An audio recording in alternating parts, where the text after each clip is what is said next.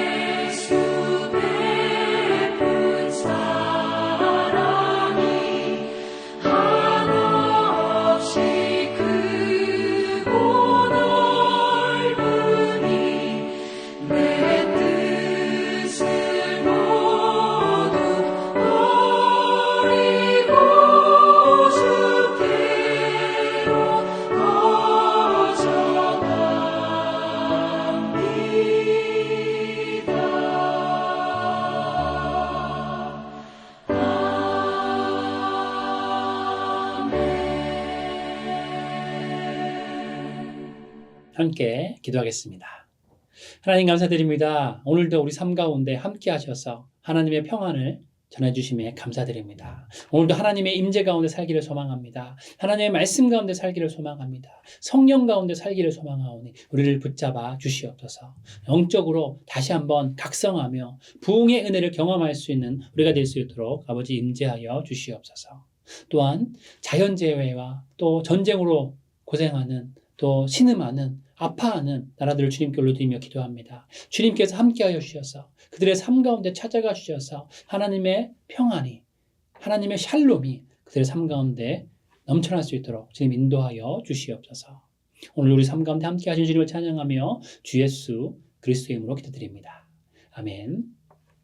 함께 말씀 보도록 하겠습니다. 오늘의 말씀은 민수기 15장 32절에서 41절까지 말씀입니다. 이스라엘 자손이 광야에 거류할 때에 안식일에 어떤 사람이 나무하는 것을 발견한지라. 그 나무하는 자를 발견한 자들이 그를 모세와 아론과 온 회중 앞으로 끌어왔으나 어떻게 처치하는지 지시하심을 받지 못한 고로 가두었더니 여호와께서 모세에게 이르시되 그 사람을 반드시 죽일지니 온 회중이 진영 밖에서 돌로 그를 치지니라. 온 회중이 곧 그를 진영 밖으로 끌어내고 돌로 그를 쳐 죽여서 여호와께서 모세에게 명령하신 대로 하니라. 여호와께서 모세에게 말씀하여 이르시되 이스라엘 자손에게 명령하여 대대로 그들의 옷단귀에 술을 만들고 청색 끈을 그 귀에 술에 더하라. 이 술은 너희가 보고 여호와의 모든 계명을 기억하여 준행하고 너희를 방종하게 하는 자신의 마음과 눈의 욕심을 따라 음행하지 않게 하기 위함이라. 그리하여 너희가 내 모든 계명을 기억하고 행하면 너희의 하나님 앞에 거룩하리라. 나는 여호와 너희 하나님이라. 나는 너희의 하나님이 되려고 너희를 애굽 땅에서 인도해 내었느니라. 나는 여호와 너희의 하나님이라. 아멘. 오늘 말씀은 안식일에 관한 말씀입니다.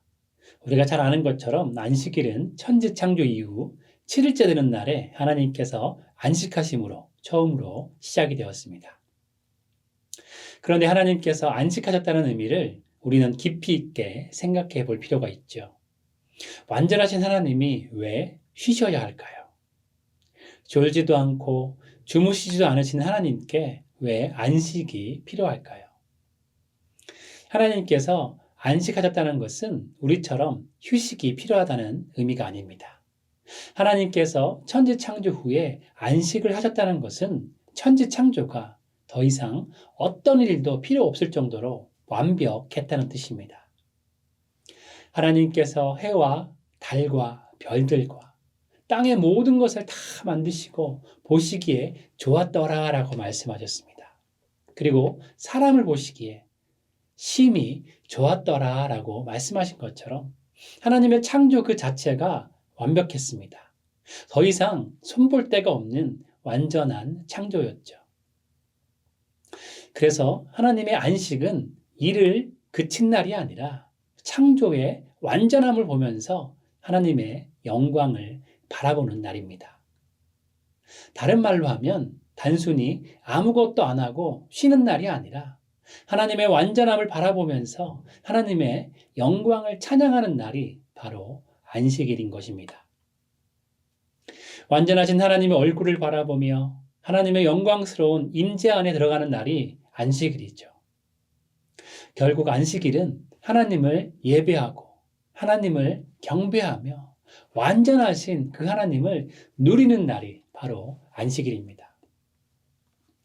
이렇게 하나님이 임재하시는 지성소에 들어가듯이 거룩한 하나님 안에 거하며 하나님의 전능하심과 하나님의 완전하심을 누리는 날이 안식일입니다. 그래서 우리가 신령과 진정의 마음으로 하나님께 예배를 드리며 진정한 안식일을 보낸다면 안식일을 통해서 하나님의 영광을 바라보며 하나님의 임재를 누리고 하나님을 신뢰하는 친밀한 관계가 형성이 되는 것이죠. 그렇게 하나님은 안식일을 거룩하게 지킬 것을 우리에게 명하십니다. 안식일은 하나님과 하나님의 백성 간의 가장 중요한 연결점이기 때문이죠. 그러나 우리는 어떻습니까? 바쁜 일상을 살다 보면 하나님을 잊고 살 때가 많습니다. 근심과 걱정이 닥쳐오면 하나님이 보이지 않고 문제만 보입니다. 하나님보다 문제를 더 크게 보게 되는 것이죠. 우리의 마음을 흔들고 시선을 끄는 일이 생기면 우리를 향한 하나님의 계획이 완전하고 하나님께서 전능하심으로 우리를 붙잡고 계신다는 것을 신뢰하지 못합니다. 결국 어떻습니까? 하나님 안에 거하지 못하고 하나님과의 관계가 끊어지게 되는 것이죠. 영적으로 이런 상태가 되면 우리는 하나님의 영광을 온전히 바라보지 못하고 하나님의 임재 가운데 들어가지 못하게 됩니다. 하나님 안에 참된 안식이 이루어지지 않게 되는 것이죠.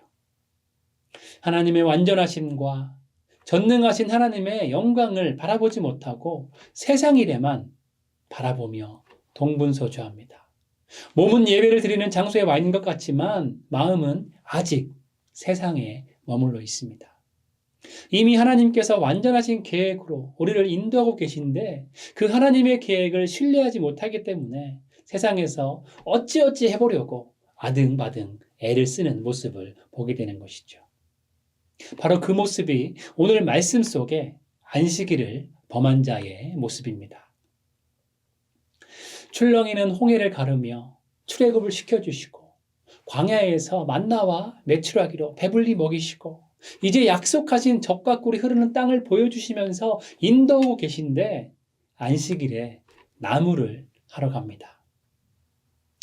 안식일에 하나님 안에 거하고 하나님의 완전하심을 누리기보다는 세상의 필요에 더 많은 관심이 있는 것이죠. 하나님의 영광의 임재 가운데 하나님의 전능하심을 바라보며 하나님과의 친밀한 관계를 유지하기보다 먹고 자며 편안함을 유지하려고만 하는 세상 걱정에 빠져 있는 것입니다. 하나님은 오늘 말씀처럼 세상 걱정과 염려에 빠져 사는 것이 아니라 하나님 안에 거하는 것이 가장 중요하기 때문에 안식일을 거룩하게 지킬 것을 명하신 것이죠. 안식일은 하나님과의 관계에서 최고의 우선순위입니다. 안식일은 하나님과의 관계를 유지하기 위한 가장 중요한 하나의 모습이기 때문에 안식일은 모세의 율법 중에 가장 중요한 항목이었습니다. 그래서 하나님은 안식일을 하나님과 이스라엘 백성 간의 언약의 한 표징으로 삼으신 것이죠. 그렇기에 거룩한 목적 외에는 노동을 금지하셨습니다. 우리는 안식일을 지키면서 우리의 삶의 주인이 하나님이시고 우리를 책임져 주시는 분이 하나님이심을 고백하는 것입니다. 우리를 친히 인도하시는 하나님 안에 거하며 하나님의 영광의 임재를 누리며 완전함으로 우리를 지키시고 돌보시는 하나님께 우리의 삶을 의탁하는 것이 안식일입니다. 그렇기에 안식일은 하나님과의 관계를 유지하기 위한 가장 기본적이면서도 가장 중요한 우선순위가 되는 것이죠. 사랑하는 여러분 모두는 안식일을 통하여서 하나님께 믿음과 신뢰를 드리고 하나님의 임재 안에 사시기를 축원드립니다.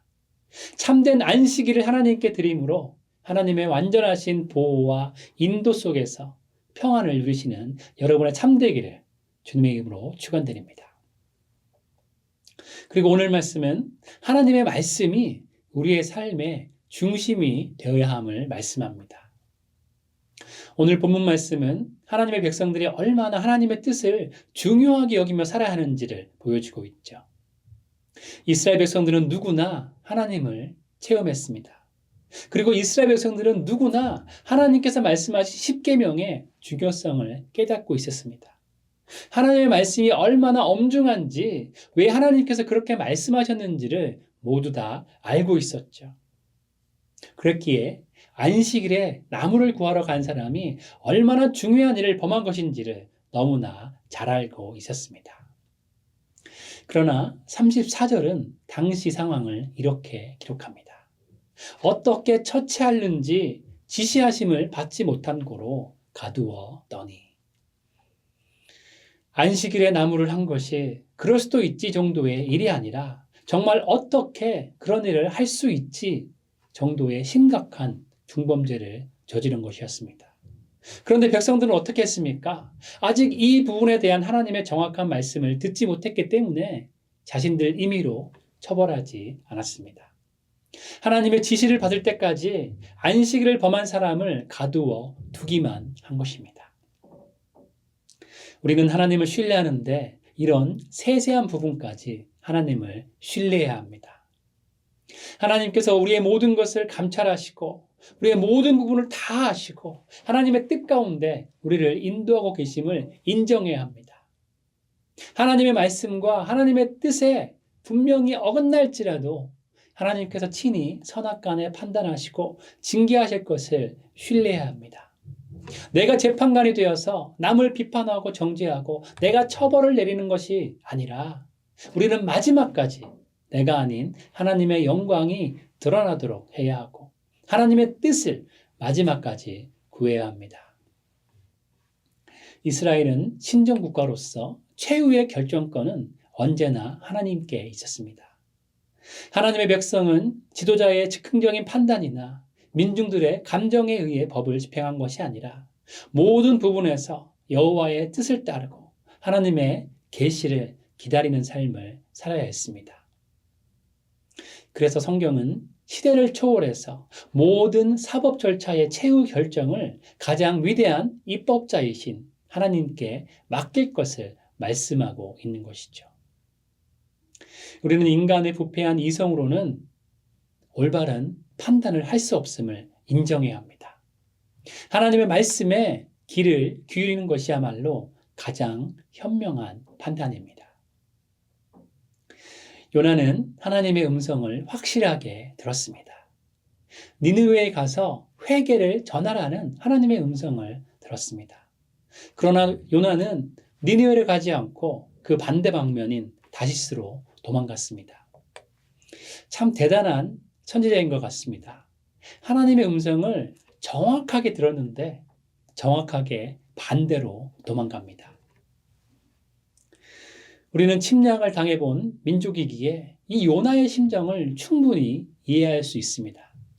그러나 하나님께서 왜 요나를 곧바로 징계하지 않으셨는가에 대한 이 부분에서는 잘 이해가 가지 않습니다.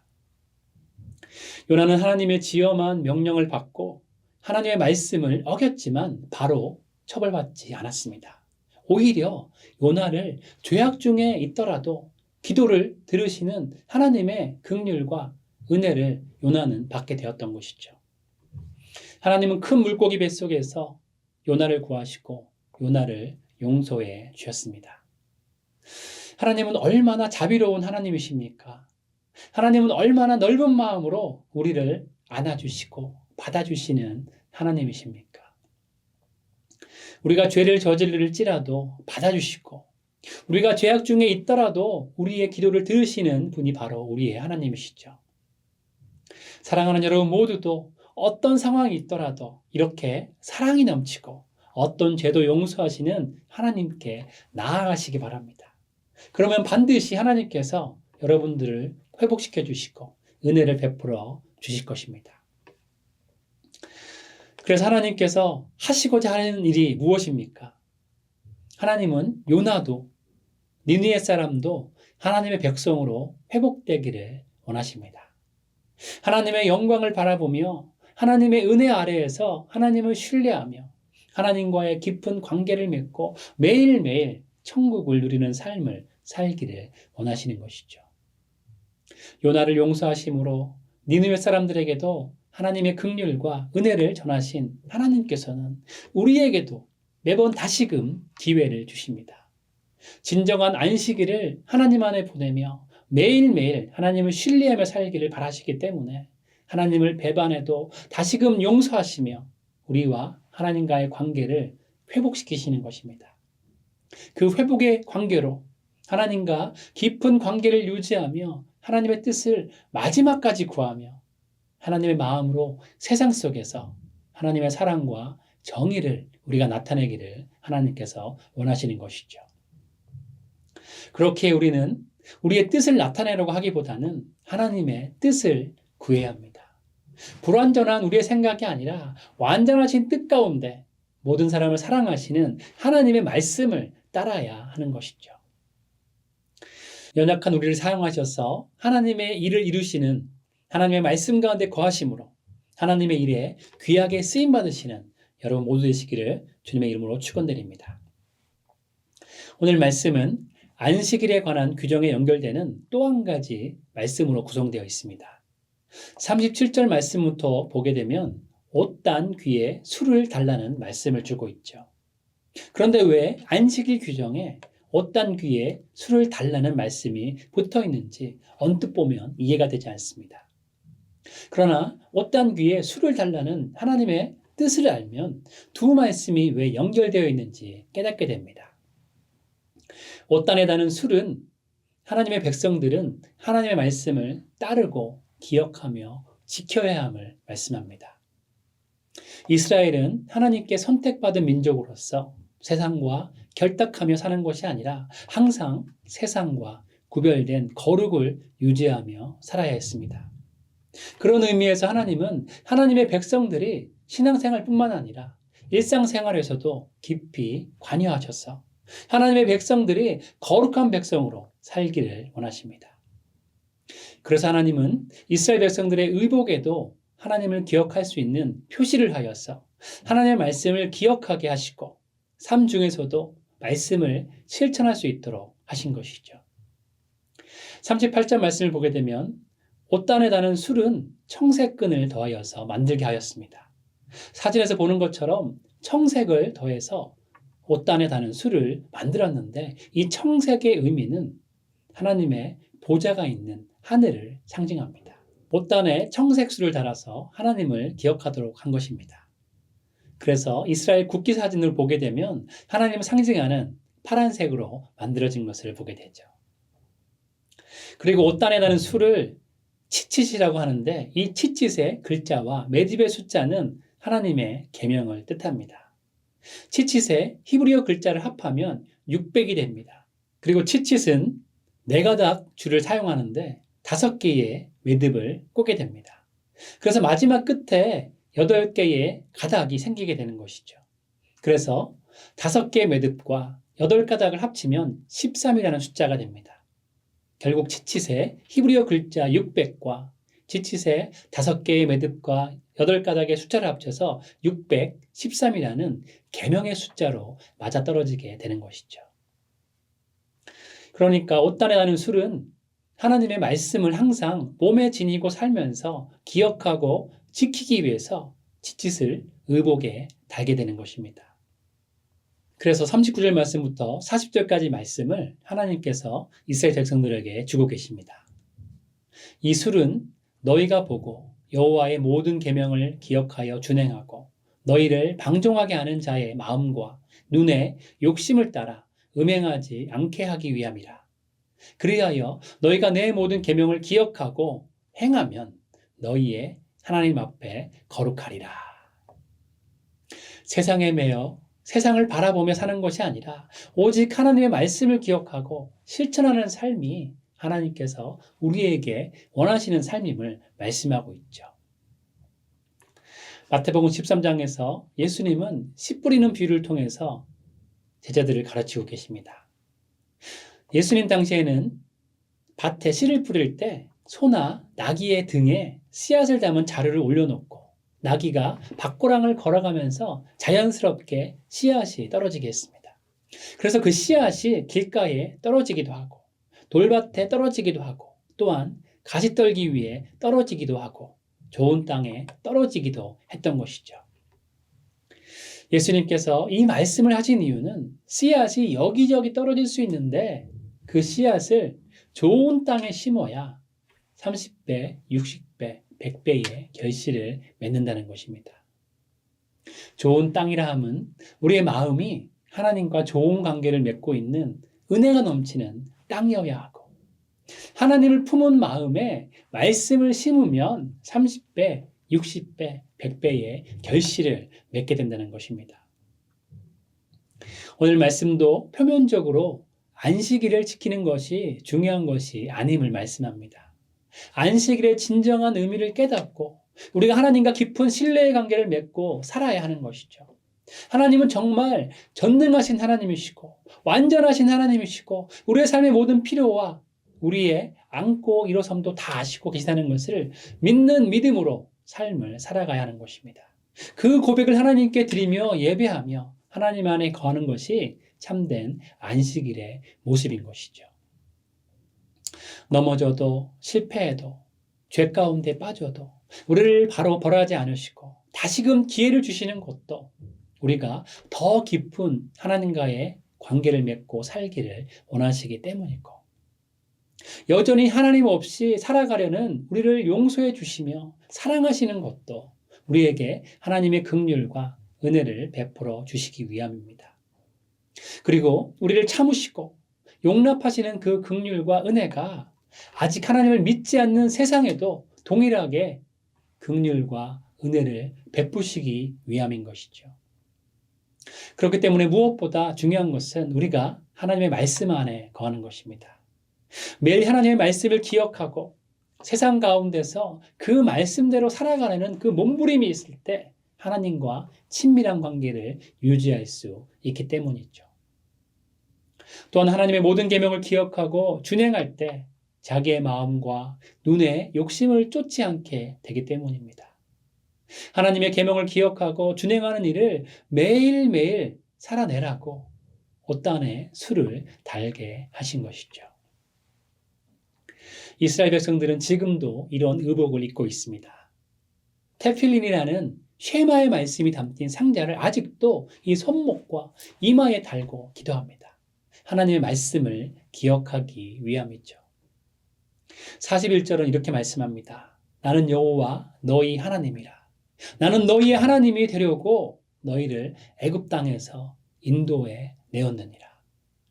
나는 여호와 너의 하나님이라. 하나님은 여러분의 삶 가운데 함께 하십니다. 하나님은 여러분의 일상에 오늘도 분명히 함께 하십니다.